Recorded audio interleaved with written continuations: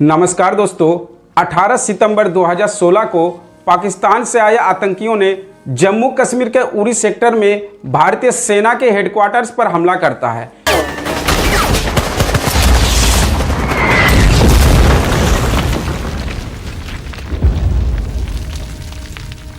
इस घातक हमले में 18 जवान शहीद हो जाता है।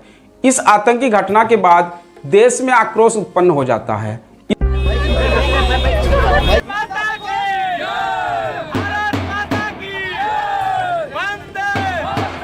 इस हमले को भारतीय सेना पर सबसे बड़े हमलों में से एक माना जाता है।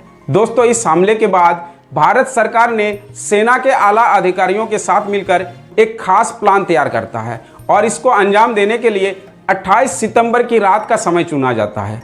दोस्तों, ये वो रात था जब सेना ने सिर्फ 4 घंटे के ऑपरेशन में पाकिस्तान में घुसकर आतंकवादी कैंपों को नेस्त नाबूद करने में सफलता हासिल की थी। दोस्तों, आइए जानते हैं इस वीडियो में सर्जिकल स्ट्राइक की पूरी कहानी। आज ये सेना का महापराक्रम किया है। पुलवामा जैसे घटना होगा तो भारत कई कदम उठा सकते, लेकिन पीओके तो हमारी ज़मीन है, तो हम अपनी ज़मीन में बम नहीं कर सकते। अब सेना के पीछे पूरा देश खड़ा है। भारत पे आघात करेगा तो उसका मुंह तोड़ जवाब उसे मिले।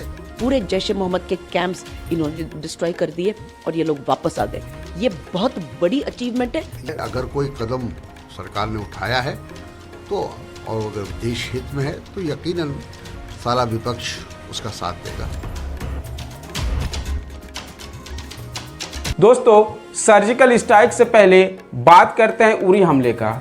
उरी भारत के जम्मू एवं कश्मीर राज्य के बारामूला जिले में झेलम नदी के किनारे स्थित एक शहर है। यह आज़ाद कश्मीर के साथ सटी हुई नियंत्रण रेखा से लगभग 10 किलोमीटर दूर है। 18 सितंबर 2016 की सुबह इतिहास के काले पन्नों में दर्ज है। आज से ठीक 7 साल पहले 18 सितंबर 2016 की सुबह 5:30 बजे चारों तरफ सन्नाटा था। आर्मी के जवान कैंप में सो रहे थे।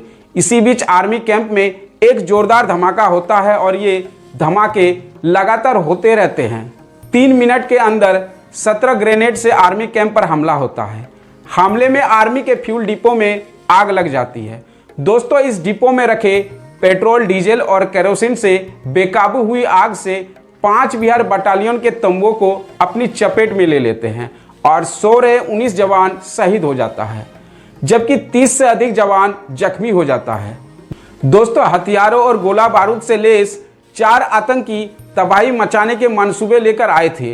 उनके पास AK-47 और आग लगाने वाले करीब 50 ग्रेनेड थे।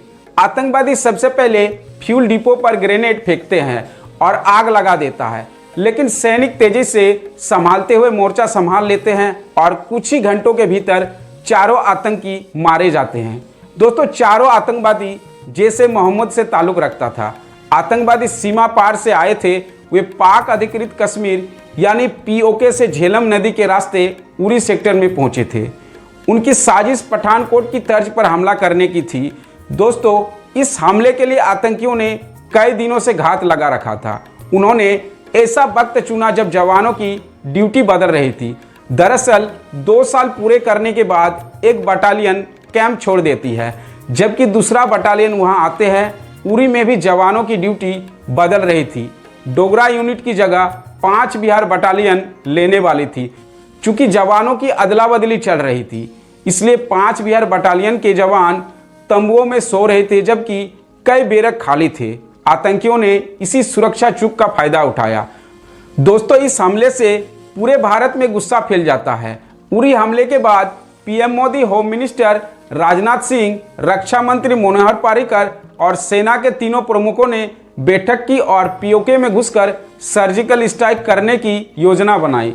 दोस्तों, भारतीय सैनिकों ने इस सर्जिकल स्ट्राइक की पूरी तरह से तैयारी करता है और उरी हमले के ठीक 10 दिन बाद 28 सितंबर 2016 की रात 12:30 बजे POK में घुसकर भारतीय सेना ने आतंकवादियों के ठिकानों पर सर्जिकल स्ट्राइक करता है। यह सर्जिकल स्ट्राइक 4 घंटे तक चलती है और इस सर्जिकल स्ट्राइक में भारतीय सैनिकों ने बड़ी बहादुरी के साथ आतंकियों के 7 ट्रेनिंग कैंपों को नष्ट कर देता है और 38 आतंकवादी और 2 पाकिस्तानी सैनिकों को मार गिराता है। दोस्तों, भारतीय सेना ने रात करीब 12:30 बजे ऑपरेशन बंदर की शुरुआत की और सुबह 4:30 बजे तक आतंकियों का काम तमाम कर दिया। इस पूरे ऑपरेशन में स्पेशल फोर्सेज और पैरा कमांडो भी शामिल थे। Mi-17 हेलीकॉप्टरों से 150 कमांडोज को सीमा के नज़दीक LOC के पास उतारा जाता है। इसके बाद भारतीय जवान धीरे धीरे पाकिस्तानी सीमा में घुसने में कामयाब होता है। इस दौरान भारतीय commando night vision devices, smoke grenades, Tavor और M4 जैसे राइफलों, grenades, under barrel grenade launcher और हेलमेट पर लगे कैमरे से लैस थे। दोस्तों, मार्च करते हुए कमांडो पाकिस्तान में 3 किलोमीटर अंदर तक घुस जाता है।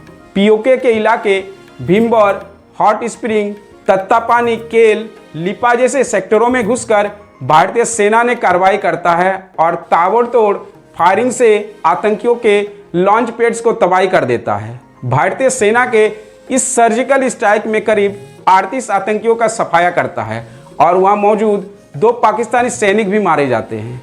दोस्तों, इस सर्जिकल स्ट्राइक में दिलचस्प बात यह है कि भारत के किसी भी कमांडो को किसी प्रकार का नुकसान नहीं पहुंचा।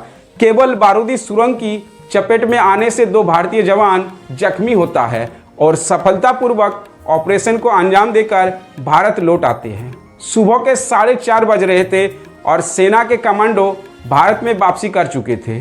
इसके बाद भारत ने ऐलान किया कि भारतीय सैनिकों ने पाकिस्तान में घुसकर जैश-ए-मोहम्मद के आतंकियों ठिकानों को तबाह कर दिया और बड़ी संख्या में आतंकियों का सफाया किया। दोस्तों, अगर आप भी भारत माँ और हमारे देश के सैनिकों से प्यार करते हो तो वीडियो को लाइक और ज़्यादा से ज़्यादा शेयर जरूर कीजिएगा। जय हिंद, वंदे मातरम दोस्तों।